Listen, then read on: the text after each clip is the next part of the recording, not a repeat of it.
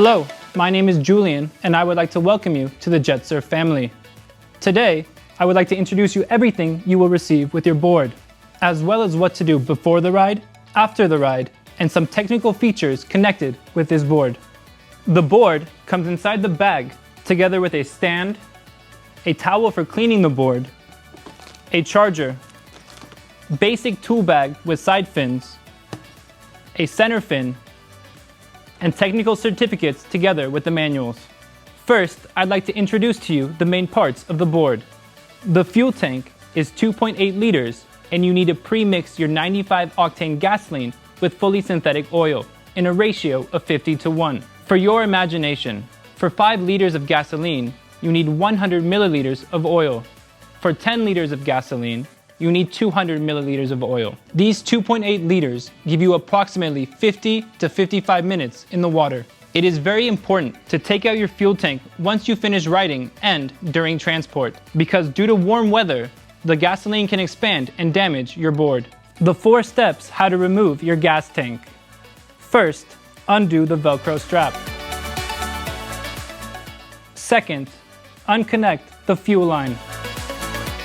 Third, unconnect the pump connector. Fourth, unconnect the air pipe. The exhaust and cooling system. The engine and exhaust are cooled by water. The water travels from the bottom of the jet pump through the board, cooling the engine and exhaust, and then out the board. It is very important to check that water is coming out of the board. If water is not coming out of the board, stop immediately because you can damage your exhaust or, worst case, burn your engine. Usually what happens is you soak up a piece of plant or some sand which gets stuck in the cooling pipes. It is very important to check your pipes to make sure nothing is stuck inside. At the end of the exhaust is the silencer. It gives you less decibels, so the board is not as loud as it was before. For cleaning and flushing your board after riding in salt water or for storage, I recommend you take out the silencer.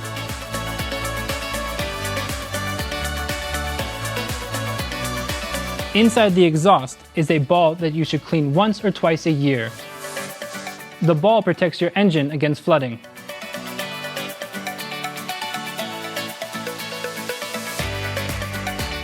The jet pump is located in the middle, and it soaks up water from the bottom.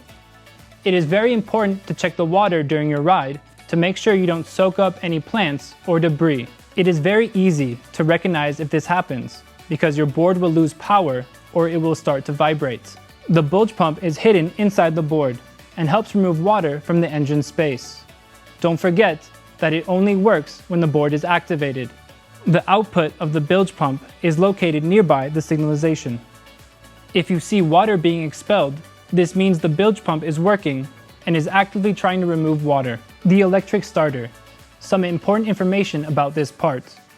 If you cannot start it 3 or 4 times in a row, do not try to start it again. You can easily overheat it or, in the worst case, burn it. The throttle controller. What is important to know about this part?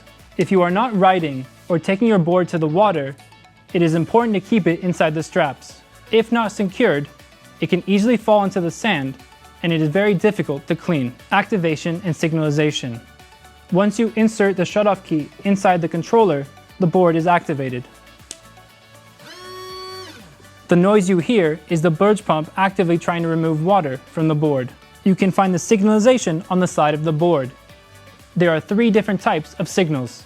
Green means everything is ready and you're ready to go to the water. Red means something is wrong and you should stop and inspect your board. Purple. This signal starts approximately after 20 minutes of riding in the water. If you see this signal, you should make your way back to shore if you are in the open sea or river. The ICU is the battery and computer of the board. Many of you are always asking, why do I need electricity? The starter, the bilge pump, and signalization are all powered by electricity. This is why you need to have a battery inside. Don't forget to charge your battery. The capacity of the battery is approximately 3 hours of riding, but I recommend you charge your battery after every ride. Charging the battery is very simple. You don't have to remove the battery from the board. Just unconnect the connector and connect it to the charger. It will display two lights, red and green. The red light means it's still charging, and the green means it's fully charged. Charging the battery takes approximately 1 hour. Together with your board, you will receive a basic tool bag with side fins, and I want to show you what's inside. A blue screwdriver for the side fins, a red screwdriver for the center fin, a wrench for the spark plug, a spark plug test kit, 2 shutoff keys, a speed limiter, and a spare spark plug. The speed limiter easily screws inside the handle, limiting your maximum speed. I recommend that all children and beginners use the speed limiter to ensure they are not afraid of high speeds and to help operate the board easier. How to store the board when you're not using it. First, take the rest of the gas out of the fuel tank. Don't forget, leave the engine cover open to allow it to dry. Remember to charge your battery approximately once a month. Also, lubricate your engine.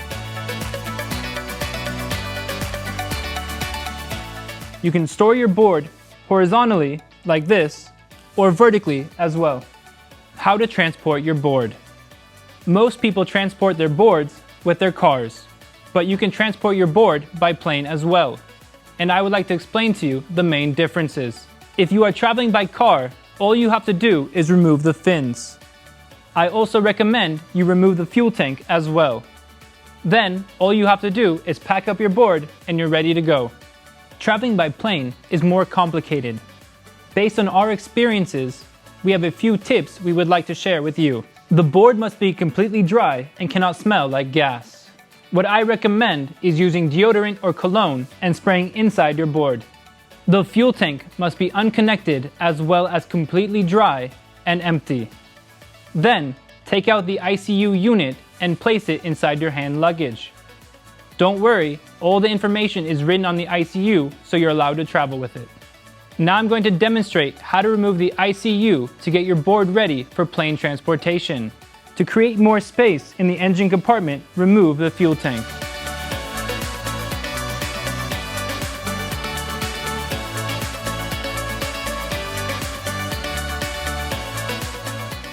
Once the fuel tank is removed, you can find the ICU on the left side towards the board's nose. The ICU is connected via 2 main connectors, the main connector and the starter connector.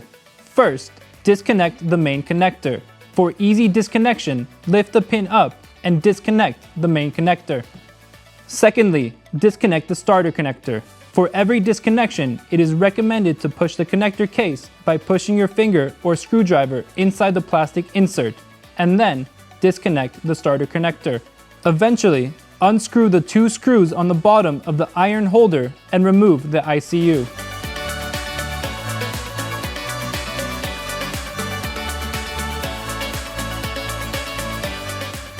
In our eShop, we offer a travel bag which maximally protects your board. If you don't have this bag, don't worry. It's easy to cover your board in foam or bubble wrap to help protect it from damage. Don't forget to tell your airline company that you're flying with your board. I recommend that you tell them you're flying with a surfboard. You should do this 2 days before your flight. The board is standard oversized luggage.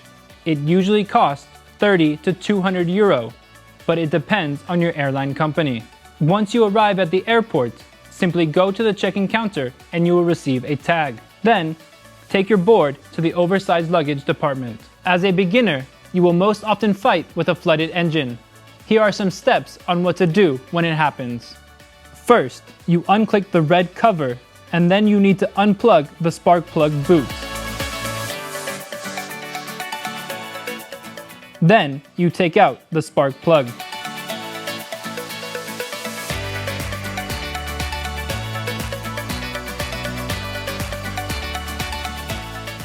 Check the spark plug, and if it is wet, then dry it with a towel or tissue.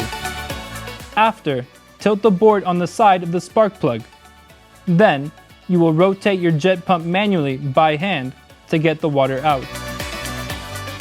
If you see water coming out, this means that your engine was flooded. Then, Insert your shutoff key inside the controller and activate your board.